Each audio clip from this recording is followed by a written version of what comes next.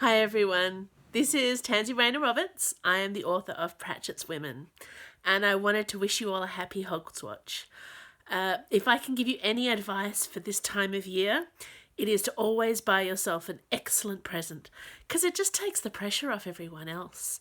I, for instance, have bought myself a really nice Granny Weatherwax jigsaw puzzle, and I'm really looking forward to hopefully getting some time over the season to ignore everybody else and, put it together. So I hope you're going to treat yourself this year too, and that you're all enjoying the digital Hogswatch, and that we all have a better new year and hopefully can gather together all in the same place sometime in the future. Happy Hogswatch! Happy Hogswatch! Hi guys, I hope you're having fun at the virtual Hogswatch.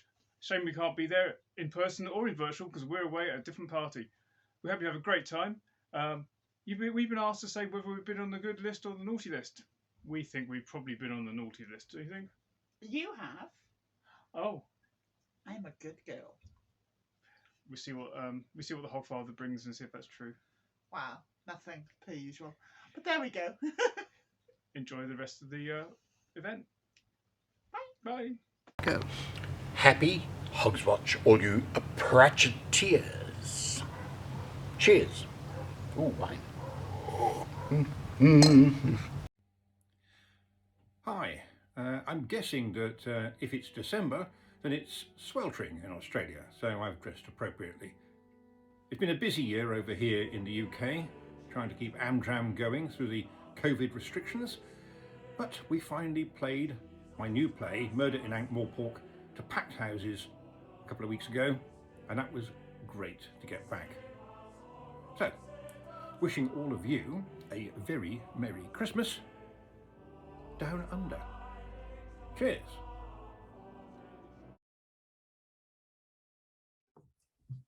Take 4. Happy Hogswatch to Nullus Anxietus from all of your friends at the Irish Discworld Convention. We had a wonderful time this year at our virtual event, but we're really looking forward to meeting many of you in person at our next in-person con from October the 20th to the 23rd, 2023 in Cork. Cheers. And for those of you who weren't able to join us in 2021, here's just a little bit of the shenanigans that we'd all got up to.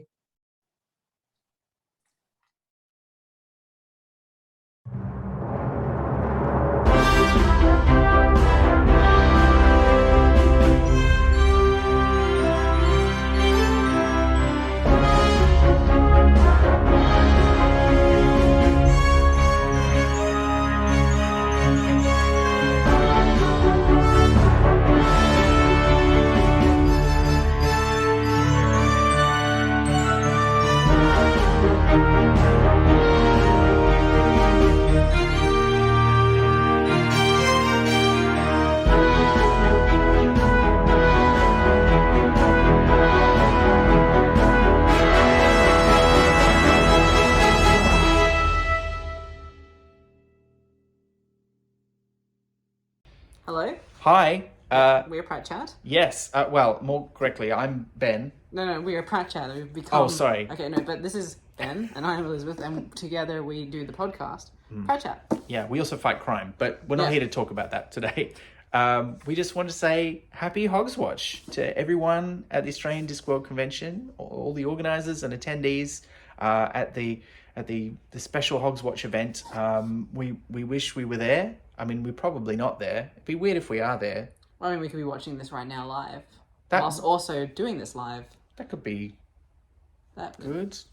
Frightening. It live? Frightening? We're not doing this live. No. Anyway, I don't think so. There could be some timey-wimey stuff. It could be timey-wimey. Very timey-wimey. But that doesn't change the fact that we wish everyone a good Hogswatch.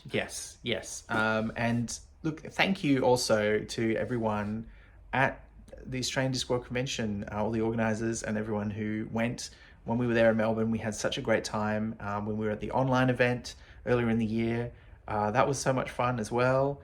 And just the amount of work and effort you put in and the love that you have for Terry and all his works is great.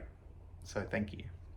I can't add to that. It's just you've just said it all perfectly. Oh no. Yeah, it's great. That wasn't my intention. No, that's delightful. All right. Well, we thought we'd do something fun. Yes. It is Hogswatch, and of course, the main book about Hogswatch is Hogfather. Yeah. So, Liz, how are we going to decide what bit to read? I reckon I'm going to open it at a random page and just see what happens. Okay. All right. How about we just say when? Okay. When? All right. And say when. There. When? All right. Shall I read, or do you want to read it? You read. How about you read the first bit, and I'll read the bit after. There were changes here too. By the look of it, he'd been trying to learn to play the violin again. He'd never been able to understand why he couldn't play music. The desk was a mess. Books lay open, piled on one another. They were the ones Susan had never learned to read. Some of the characters hovered above the pages or moved in complicated little patterns as they read you while you read them. Oof, got the one that had read and read. Oh no, deadly. Intricate devices had been scattered across the top.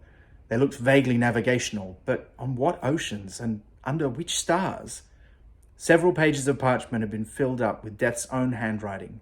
It was immediately recognizable. No one else Susan had ever met had handwriting with serifs.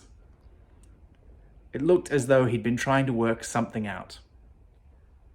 Not Clutch, not Hawonderland, not the Empire.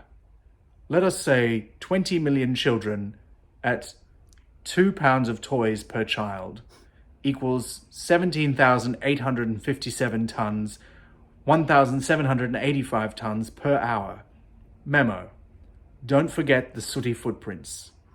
More practice on the ho, ho, ho. Cushion. I forgot that note since I read it last. But look, that's a bit of Hogfather. Merry Hogswatch. But we do have one last little surprise. As you may or may not know, if you listen to our podcast, where we read and discuss a different Terry Pratchett book every month, for our 50th episode, which happened in December, just released a few days before this event, we decided to read and discuss and indeed try and cook the contents of Nanny Ogg's cookbook. And we thought we'd do something a little special, mostly because a certain patrician of Ankh-Morpork, also known as Steve, may have laid down the gauntlet a little bit to challenge us and say that if we did a certain thing, we might get a certificate. Are we ready? I don't know. Is anyone ready? Ever? Oh, this smells so weird. It does. It smells so weird. All right. It does smell weird. Oh dear. Oh, it does not look... appetizing. It does not look good. I mean, if it was a mushroom soup, I'd be like, yeah, that's what I expect. But Even with the banana? I mean, the banana is a bit of a weirdness. Okay. But I think you've served it out absolutely as intended. Okay. So we're really doing this.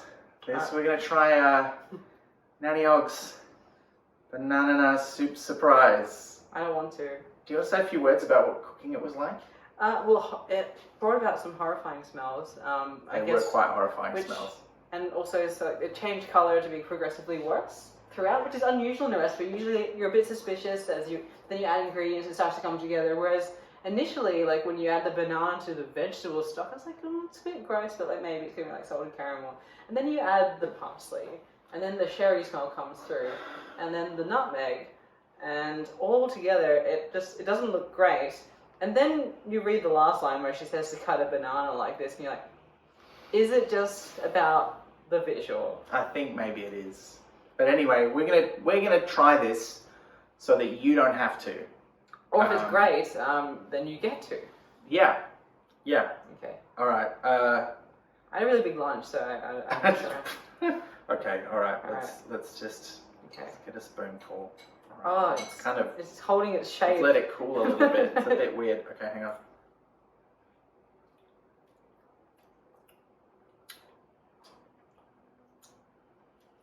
I mean, it's not good. It just tastes like all of the ingredients. Yeah. Yeah. I mean, it's not. It's not. The banana and I think it's the banana and the parsley that are just sort of going, no. There's just why would you combine these? Watery edge of stop eating me, comes through with each mouthful. Mm-hmm. like a mental Oh, barrier to. I mean, I feel like it's the sort of thing that when you eat it, you expect it's got some medicinal value because why else would you eat such a thing? Oh, but no, because it's also got brown sugar in it. Well, brown sugar can be medicinal. Wait, what if I like push? Okay, look. Maybe the banana Oh my is god, here. it won't go down. All right. That's... Maybe the banana is here so that you can, when you get desperate, you can eat the banana instead of the soup. Actually, when you're eating it with banana, it's not so bad. Eating it with, you eating it with a bit of banana. Oh, okay. I'll try that. I'll try anything once. It actually improves it a lot. You're right. I mean, it's still. It's because it's hiding. It's still weird. We did. So you looked at what was it in the recipe? Chervil. Chervil and parsley. That may have been where. I mean, like, that's not the only place we went wrong. I reckon that whole recipe was. The cooking it was the mistake. Yes, mate. All right. Look, I think that's enough. I think we've eaten it. I think we've done what we set out to do. However ill-advised. I feel like you know when people go like they do things like I'm going to get to the North Pole, or they just look through the Guinness Book of Records and they're like, no one's done this. I'll do that. Yeah. And then they do the attempt and they realize why no one has done that, because it's a terrible idea. Don't cook this and eat it. Is my advice. I mean, it's not horrendous. I have some great news. It's just really not good. Yeah, what's that? It's been night tonight. Oh, that is good news. Anyway, happy Hogswatch, everyone.